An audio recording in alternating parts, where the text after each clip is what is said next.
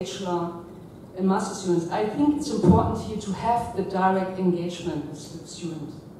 So I would be happy if you could give some feedback. Thank you. Okay. Number one, yes, you can see the new law allowing foreign universities to come in. Number two, if you want to engage in this sort of question, it's a bit of a long debate, but let me try a little bit. Digital is different. You know, if you look at what is happening in online courses, you're right, and I agree.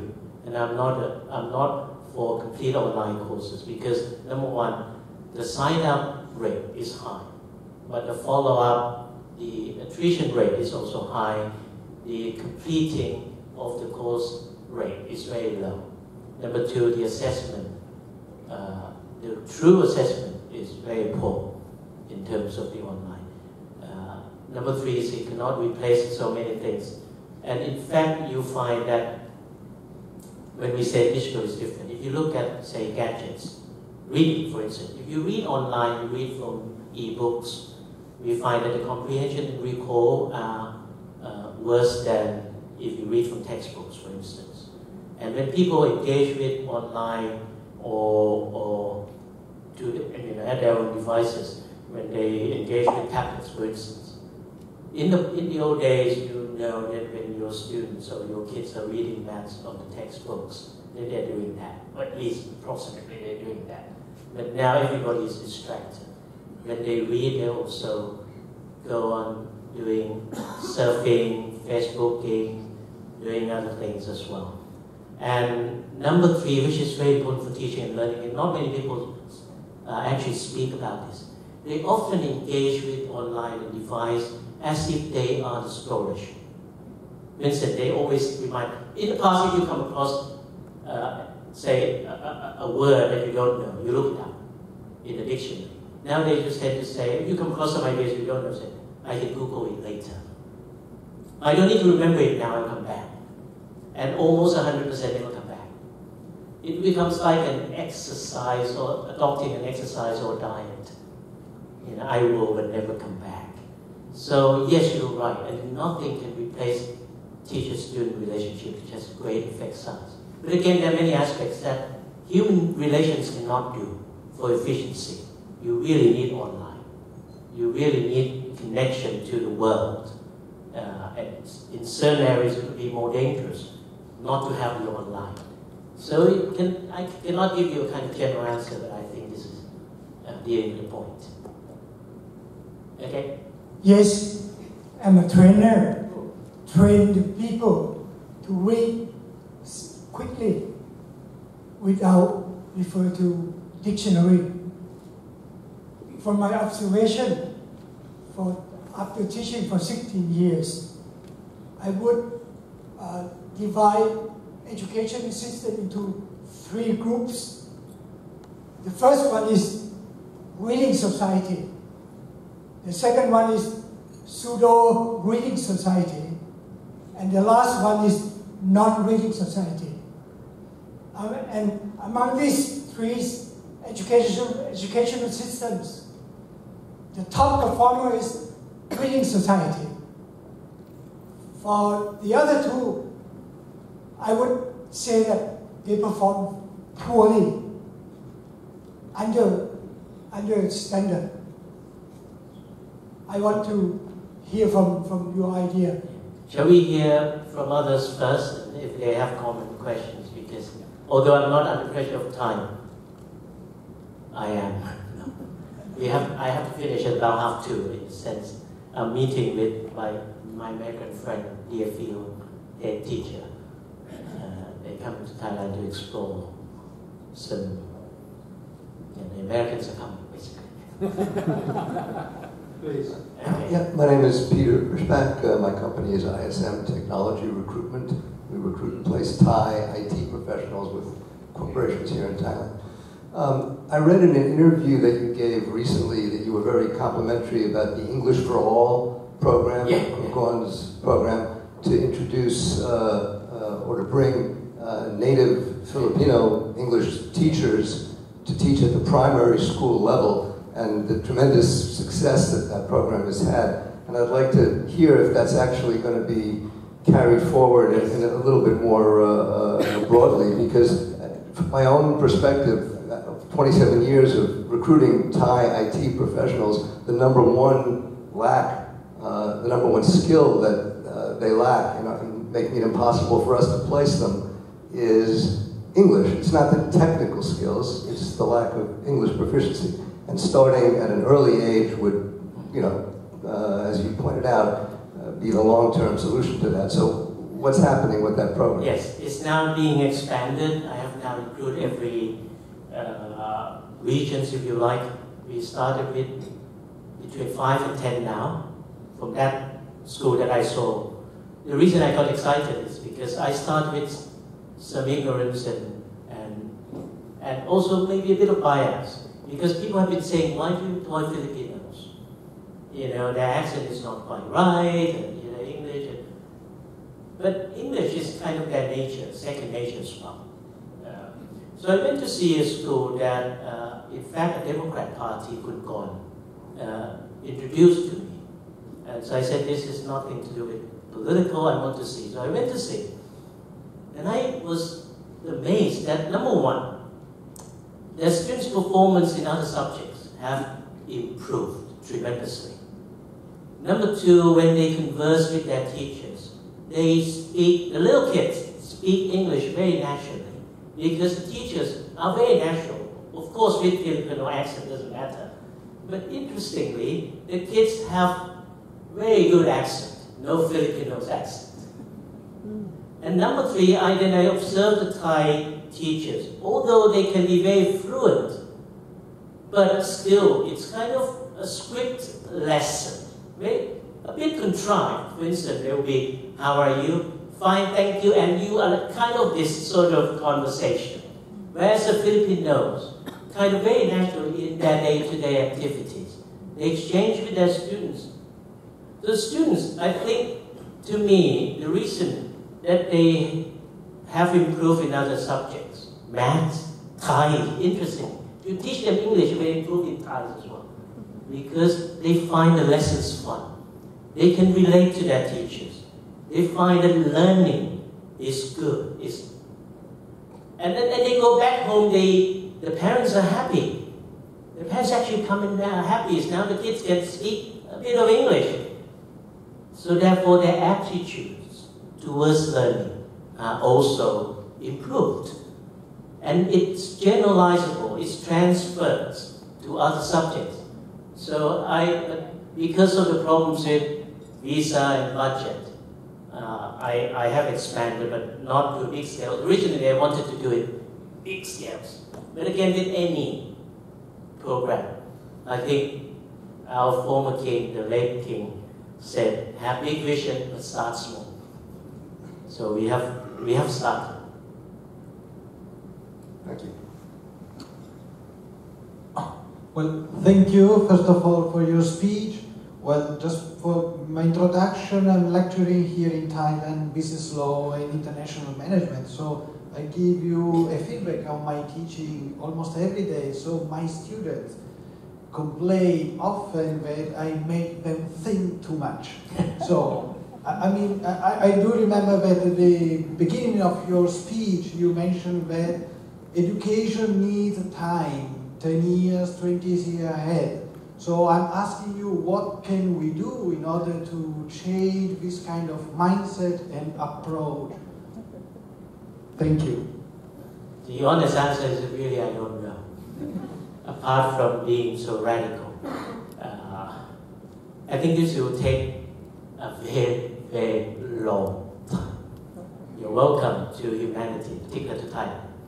When my first son was studying in Thailand, when he came for a period here, I remember I was cold. Even though we were in an international New Zealand Thai school in Khon Kaen. I remember one day I was called by a Thai class teacher.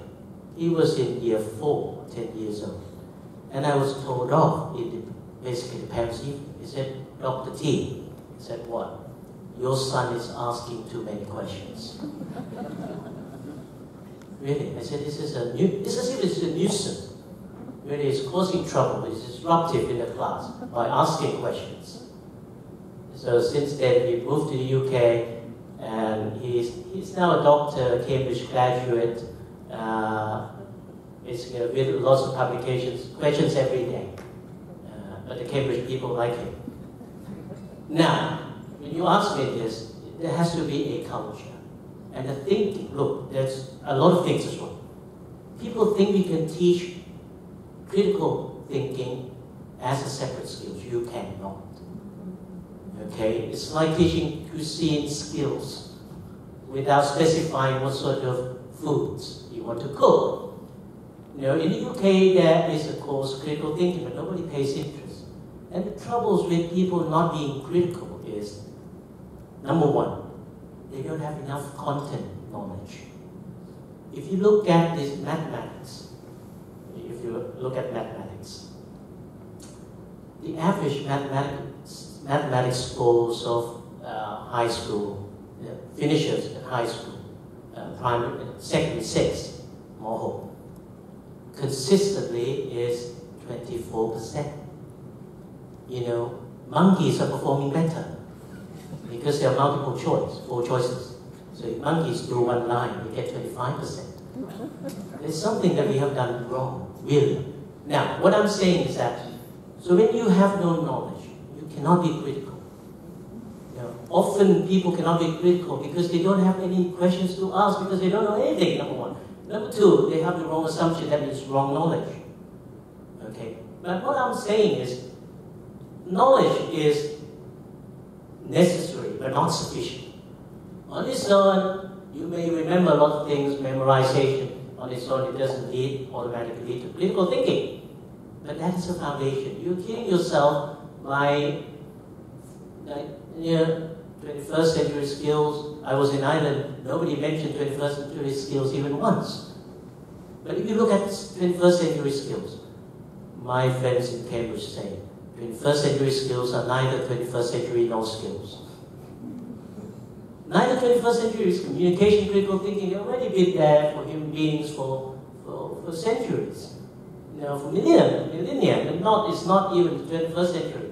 It's not skill. You think communication is skills or character? Skills are something you can train up. You can identify the goals. But for sometimes, to be a good communicator is to shut up. Like me, you know, I'm a poor communicator at times. You know, a few months ago, I said things I should not have said. So, you know, sometimes you should shut up. So it cannot be considered a skill. But yes, it's the character as well. You know, I'm talking beyond the point. So the quick answer is, I really don't know. Maybe destiny, a fate, take care. Okay?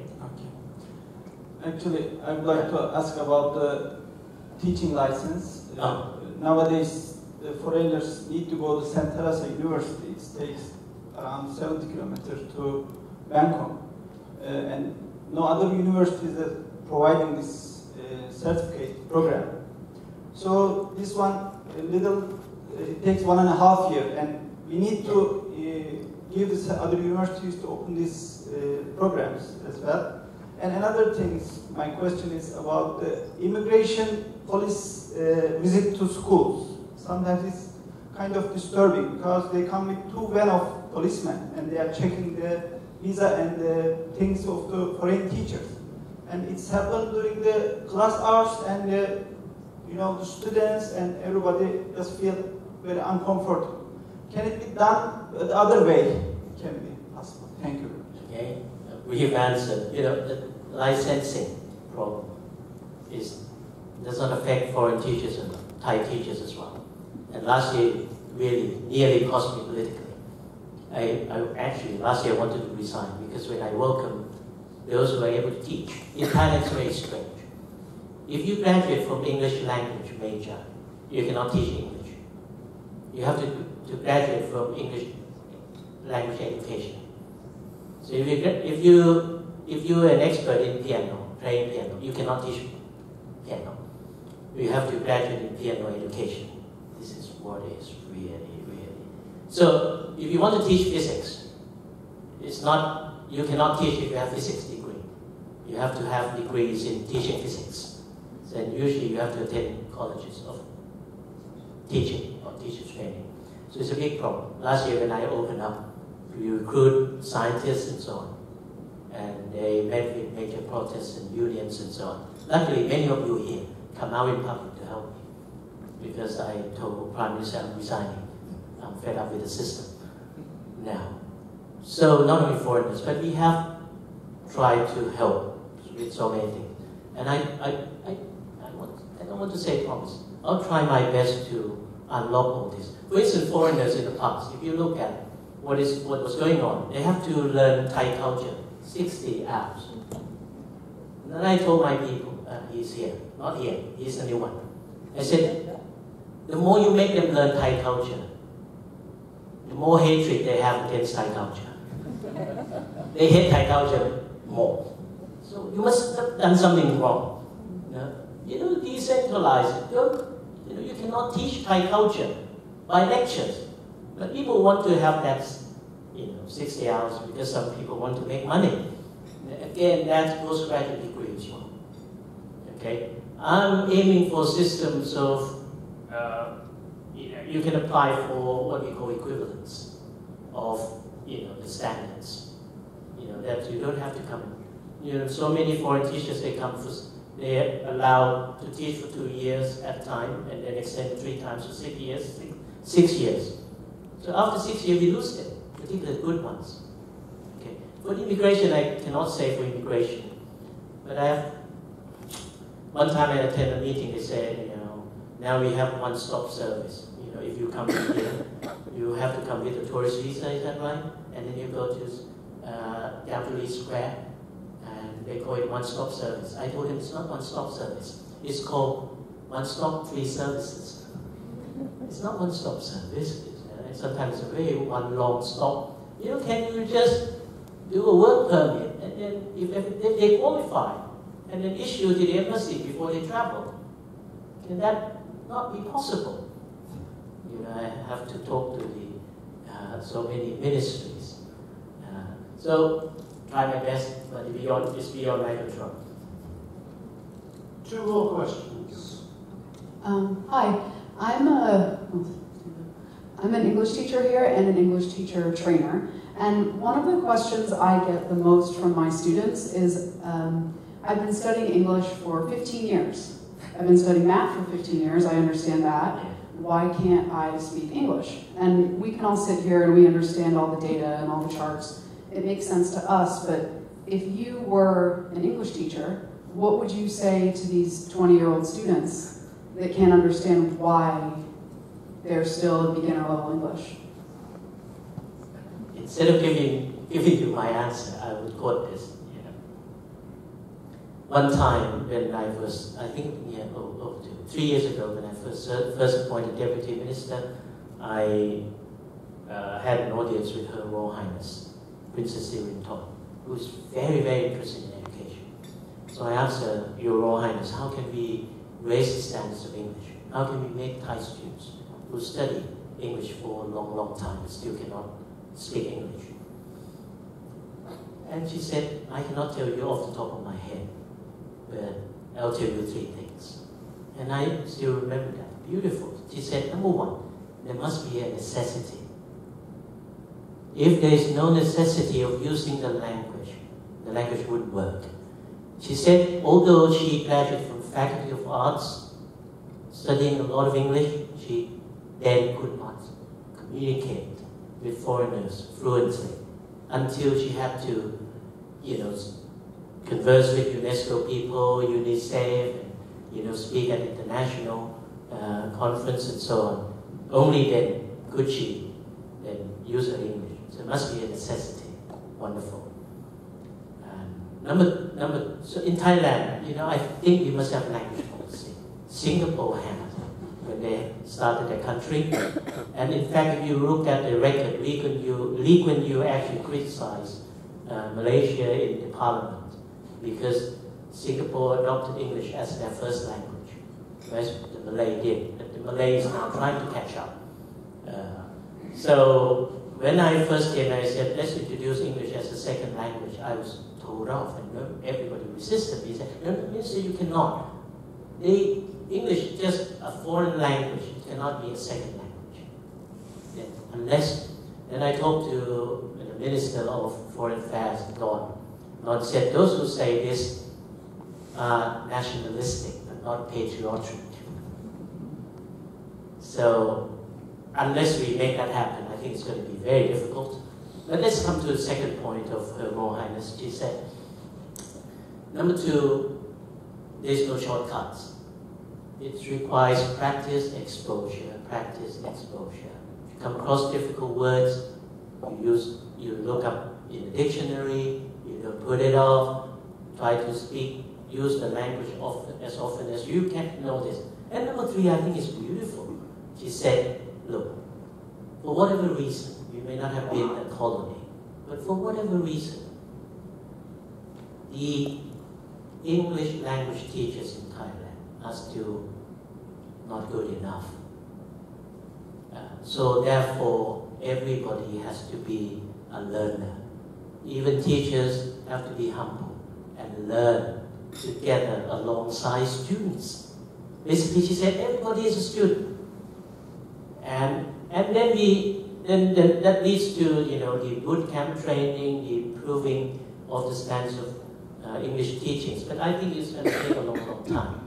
But unless we get all these 3 things, this is off the top of my head. But of course, if you ask experts, there will be more analysis of all the situation.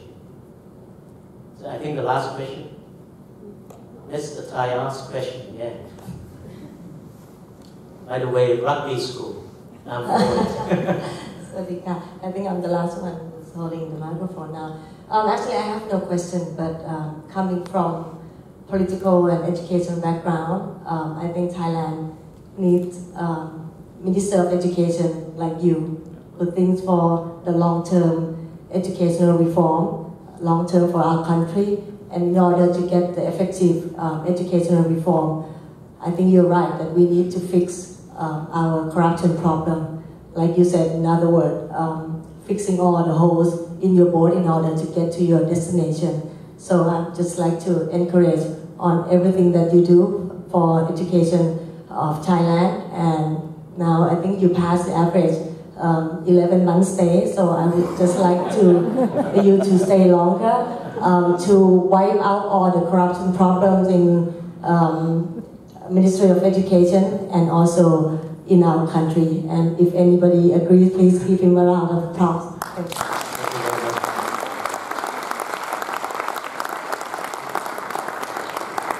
To be honest, it's beyond my control, number 1. Number 2, every night, although I can sleep, but I really get frustrated. I hate my job, but I have to do. And I think I've done it well. But, you know, this is a duty, you know, but it's hard work, it's really, and require all your support. Every time there has been a problem, political problem, and I have to be grateful to all of you. We didn't know each other, but I remember when there was a teacher recruitment problem last year, she came out in Facebook, and a lot of people came out in Facebook in support. And so when there was another problem, they all came out in the public. Journalists, reporters, everybody came out. So we really have, you know, a lot of work to do, a lot to be decided, but I'll see. But I don't like politics. In fact, one thing we must do, we must get education out of political cycles. We cannot get it out of politics. Politics is important. When they come, they have to determine the budget and certain policies to be, you know, meeting with the real world. But the political cycles, the dirtiness of I think it's very dangerous. Countries like Finland, there are a lot of, hundreds of governments. There are more governments in Finland than we have. But everybody agrees education is too important to touch. Let the people, let the good people, the experts decide. And then, only then I think we will be successful. So if your husband gets into this government again, make sure, whether I'm here or not, but really, we have to resist, particularly in Thailand, when the rule of law is not great. When the Ministry of Education has the biggest budget in Thailand, when it represents one of the biggest blocks of votes as well, the teachers. So therefore now you can see why politicians are interested. So we have to really fight, as you did for the country during the last regime when you fought. Okay, so thank you very much for your attention, and hope I may see you again. I don't know. Even though I'm not a minister, I'm still happy to come. Even better if you weren't the Minister of Education, because you could tell us all those secrets as well. Colleagues, I think you've already given one round of applause, but Dr. Teerakiat deserves one very big round of applause from all of you. Thank you very much.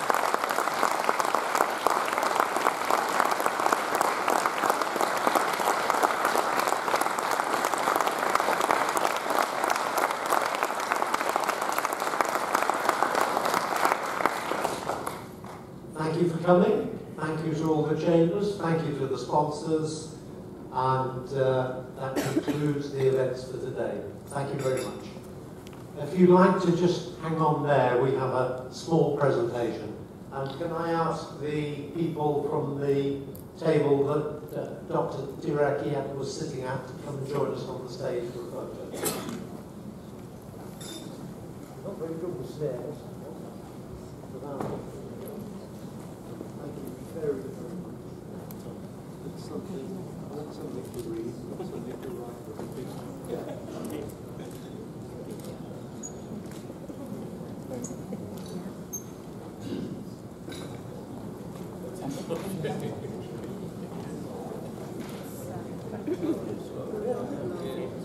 We need more. We need one more person.